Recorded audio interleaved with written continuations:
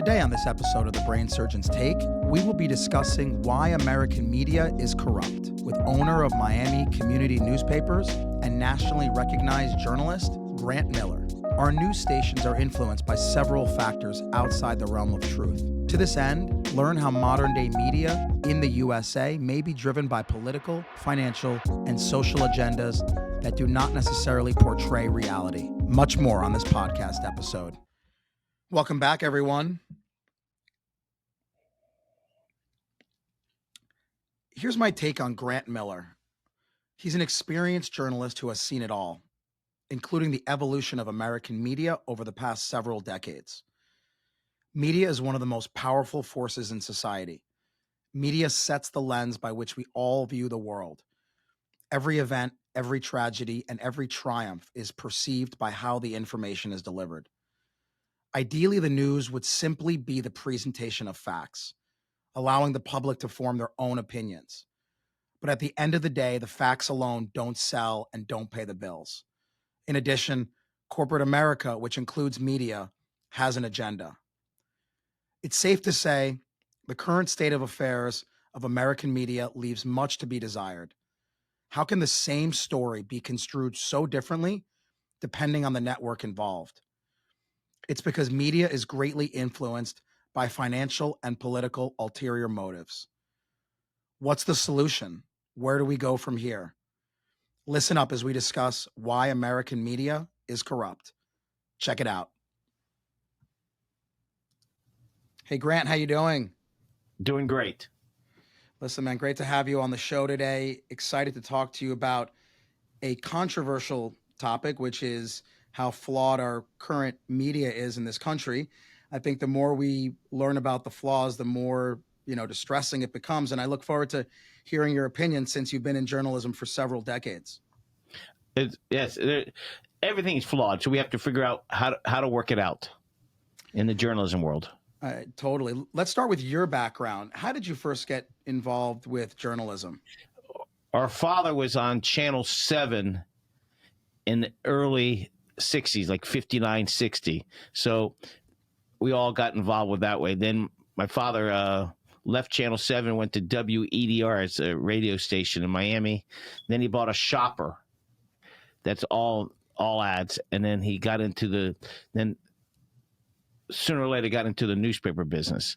And then 20 years later, my brother and I got into the newspaper business. But 1969, when I was in sixth grade, I put out the first newspaper at Howard Drive Elementary called the Howard Drive Herald.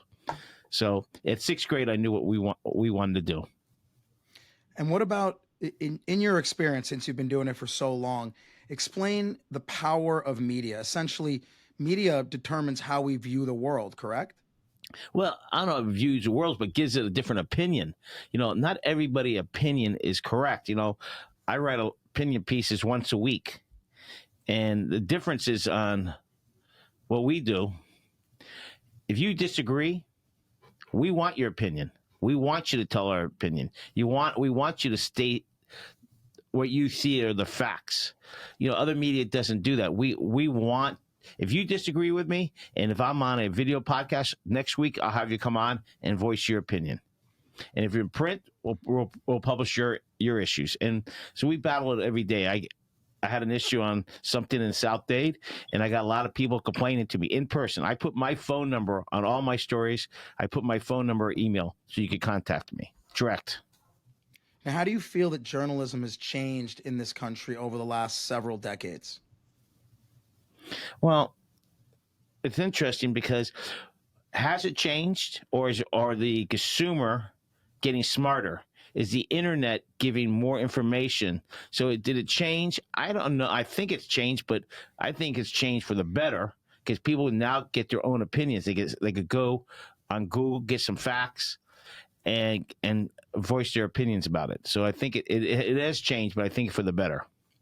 Now, what about the factors that drive news stories, right? What in the past, do you feel like the factors were different than the factors that drive news stories today? Oh, absolutely. There's some local, the daily newspapers, the reporters, they have to get clicks. If their story's good, it's how many clicks they got. Whether it's factual, is it correct? But they have to get clicks, and they get graded that way, and they get paid that way. Doesn't mean the story's correct, but they're getting clicks. I mean, that can't seem like a good system, right? I mean, as a reporter, your job really should be to give the facts, give the story, not just what sells. That's correct. Some of these stories, these major dailies are putting out great stories, but it's not getting clicks, and the consumer doesn't know that, so it hurts the reporters. Who, if you're a reporter in a major daily, you do it because you love it, not because of money. They do not make any good money. I can tell you that. And what about major media channels? We're talking MSNBC, Fox, CNN, these major news stations. Currently, what are the most important factors that drive their stories? Well, I'm a TV junkie, so I got CNN, I got Fox, MSNBC. I'm switching back and forth, and the same opinion because I want to hear what the opposite side is saying. So it's really, I happen to enjoy it. But you could get addicted to whatever station, whether it's Fox or CNN, and all of a sudden you're getting only one side of the opinion. Correct. And I guess that's my question. How can the same event have such drastic different stories to it? So I guess what are the factors that drive CNN, that drive Fox, that drive MSNBC? How are they spinning their story? They're spinning it to their consumer, the viewers. They're spinning it to make sure that the viewers stay with them. But this is a tough challenge. About 4 years ago, one of our biggest clients said to us, "If you continue writing about this commissioner, we're going to stop advertising with you." The biggest. So I told that client, "Well, you better stop now." And I said, "Just remember, you just came from a communist country 20 years ago when Pravda, that's the Russian newspaper, but another country, was doing something that you couldn't do. So we don't want to be controlled by any of our customers." And guess what? The guy changed his mind and says, "You're right. We need to support free and independent voices." Correct. Now, a term that's thrown around is corrupt. Would you call American media corrupt in the sense that it it may fail to do what it claims to do, what it should do, and what society expects it to do? Repeat that question again. Oh, is it corrupt? Yeah, is it corrupt? I do not believe that, but it's a great way. There was a mayor in Northeast Dade, one of the richest cities in Dade County, did not like what I wrote and stood up at a commission meeting and says, "Fake news." Mine were factual. Everything was correct, but he stood up and said, "Fake news," to give the doubt to the consumers that read our paper who are watching the thing. So it's not corrupt. I don't believe it is. I guess let me ask it this way. Do you feel like American people are getting accurate information when they turn on the TV? They're getting one side. That's why I go to CNN, I go to Fox, MMC to hear different opinions. I think the reporters are trying to do their best. It's a little confusing when you watch Fox or CNN. Is that a news story or is that an opinion piece? Because if they're all sitting together, that's a opinion piece. If the news reporter is out on the street, I think they're covering the news and it's not biased. How about if I ask you, how influential are political agendas in media and why? Oh, the political agenda, it's a machine. Whether you go to the smallest city, into the counties, the state, the political machines is just moving all the time. Yes. It's very difficult. Very difficult how to read it. So I guess if political agendas are a strong motivating or driving force with media, do you feel like it should be that way, right? Because should politics be affecting the way news is presented? In my opinion, no. Um, the news is the news, a fact is a fact, but the fact that different stations have different political agendas certainly alters the way the media is perceived. Do you think that there's any way to separate news, media, which should be current events, facts, from political agendas? Yes, but like we said, when it's opinion, when you look at the CNN and Fox, when they're sitting at the couch or together, that's an opinion piece. The reporter that's in a foreign country or covering a event, that is not biased at all. They're just doing job. But when they're sitting on a couch, that's opinion pieces. That is not news. But that reporter that's out on the street, local or national, covering wars, they're doing it because they love it. They don't care, Republican, Democrat, or Independent. The reporters do not care, and it's a tough call. And I was reading a piece. Sorry, go on. We don't know how the producer at the station or the editorial room will cut it out or not cut it out. But if a reporter's on the street, I believe that is unbiased. I was reading in the Harvard Business Review recently. There was a study that showed that journalists and politicians have become, and this is their quote, journalists and politicians have become ensnared in a symbiotic web of lies that misleads the public. Do you agree? No, I disagree. I mean, so we're saying everybody's corrupt. The politicians are corrupt. The media is corrupt. I don't believe that. I mean, I think majority of politicians, elected officials, are there to do a good job because their name's on it. When they leave the political world, they want to be able to say, "Hey, I did a good job." I do not agree with some of our people in Miami, but I know they're trying to do their best. And I don't believe that they're all corrupt. I do not believe that. What about financial agendas? We covered, political agendas, which is obviously critical when you're talking about media. What about financial agendas? You talked about getting clicks and kind of sensationalizing stories, things that sell, things that really grab the consumer. How influential are financial agendas and why? Well, it's money. The financial agendas, everything's about money in Miami. Well, across the world. I consider Miami-Dade County our own state. Florida is one state, Miami-Dade County. The financial, money revolves everything. So that's why it's a tough call. How to get it straight. That's a difficult one. Yeah. And you can imagine as the viewer, right? You turn on the TV, you watch the news, whatever station that may be, knowing that station has political and financial agendas that they're going to follow regardless of the story. So Well, I think the consumer. I'm sorry, finish that. No, I think the consumer needs to make sure that they view more than one station, like you're saying, because if a certain station has a certain political and financial agenda, they're going to follow those agendas regardless of the news. Well, and so you have to have multiple stations. Correct. And you cannot assume that this radio station or this TV station, just assume they have some agenda. Maybe it's not hidden agenda, but there's an agenda. So you have to watch and watch all these TV stations, read all these different newspapers to get your own opinion. And you have to stand up for your opinion. That's the issue. There's the free and independent newspapers like us. Those newspapers are radio. There's not a lot of us. You have to stand up for what you think is right. I've been here. How long have I been here? I'm born in Miami, so I'm 67 years old. I'm not going anywhere. We've been in the newspaper business, in the media business, 42 years, and we tried to fight the fight for people.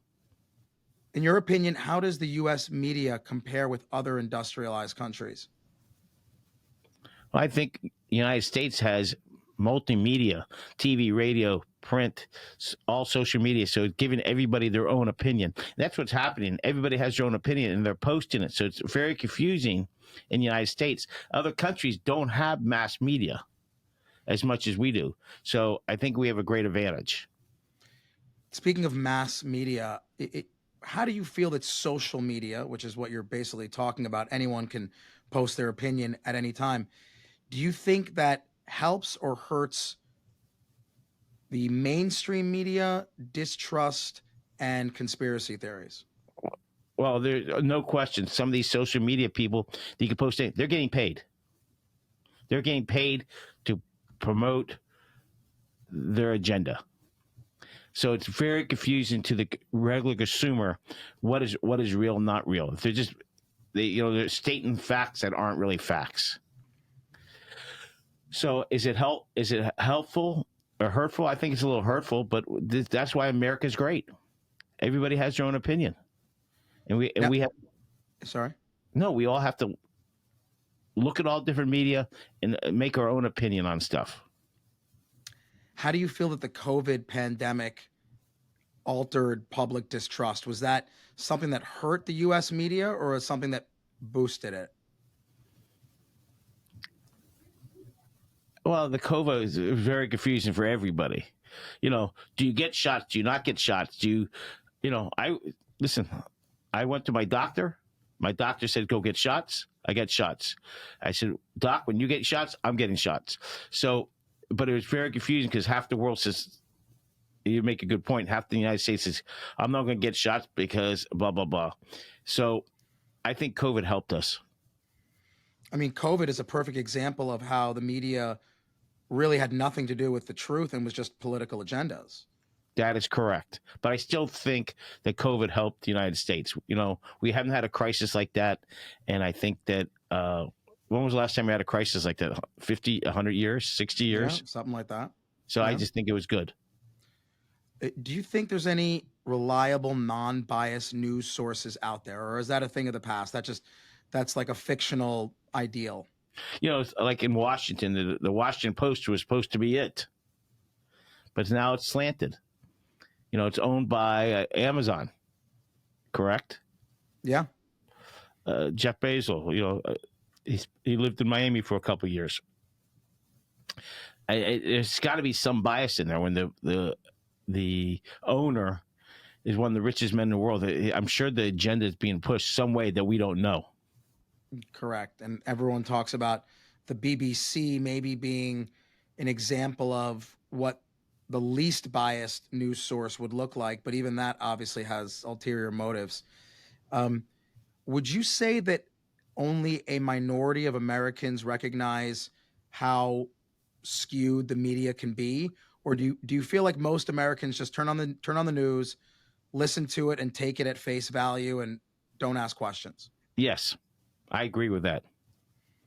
That most Americans take it at face value and don't ask questions. Correct. Whatever station they like, we'll just pick Miami 4, 7, 10, 6, 23, 51. Whatever they're used to watching, they believe it. They believe in that newscaster. Now, what do you recommend for those people?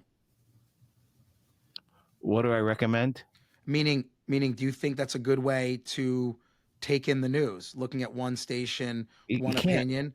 Or do you recommend that people question what they're hearing, listen to other news sources, that type of stuff? I think, the educated people are going to fact check it. The younger people, I say younger, 40, 50, 30, 30, 20, they're doing fact checks. The older people, they're not. You have to fact check everything, and we're available. You just go on a Google and do a fact check.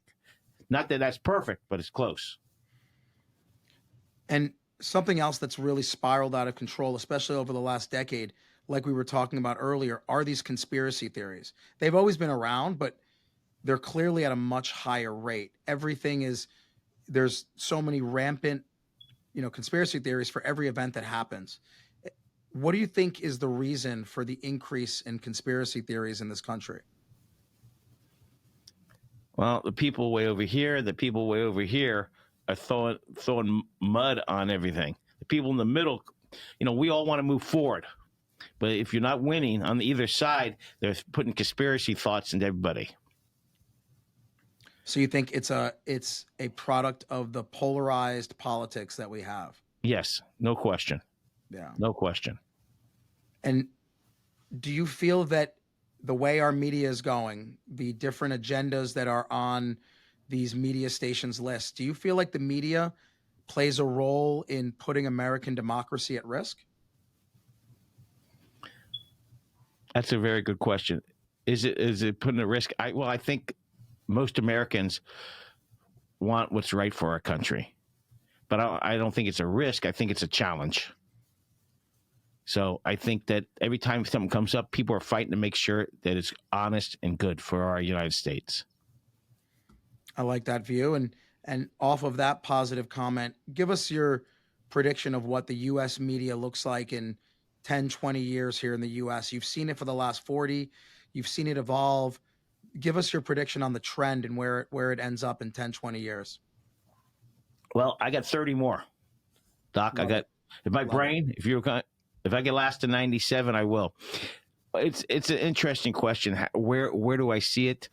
Everybody says that in the 30s, when radio came around, they said newspapers are going to die. When TV came around, they said newspapers are going to die. When social media came around, they said newspapers are going to die. Nothing dies.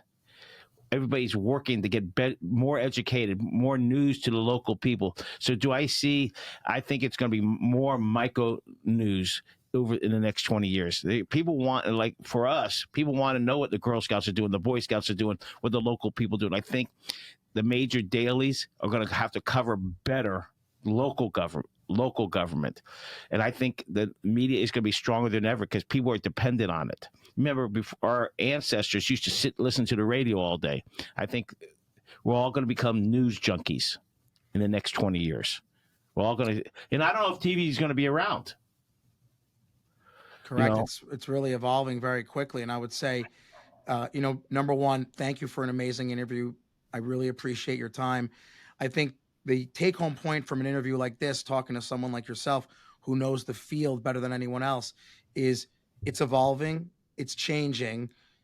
It's impossible to get an unbiased news feed, and it's up to us as the consumers to recognize that when someone on the news tells you something, they may have, as we talked about, political agendas, financial agendas. So you got to take that into consideration, look at other news sources, do your own research, and figure out if that really is the correct information.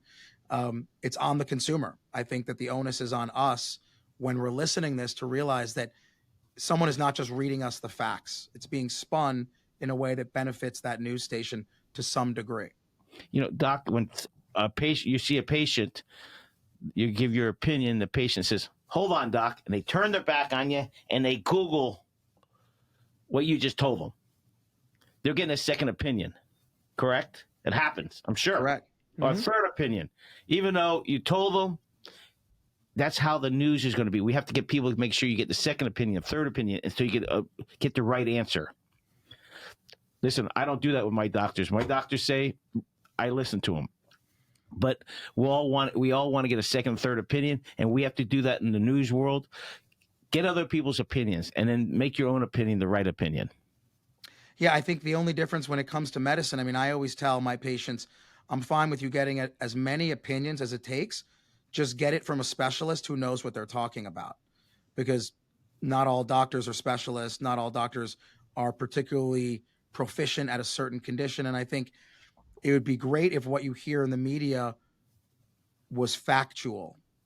And the problem is a lot of times it can be skewed. So I think the work on the consumer becomes intense because you're hearing something and it may or may not be factual. And that obviously becomes difficult. Everyone, I think, kind of wants the days of Walter Cronkite, but those obviously aren't coming back anytime soon. Well, right. Good night, David. Good night, Chet. Yeah, and back then, everybody was on their edge of their chairs listening to them. So those were great times, and we're going to get back to that. We're going to get. I hope so. Listen, Grant, thank you so much for your time. I really appreciate all your opinions and your insight. Thank you very much. Have a great day. All right, my friend. Take care.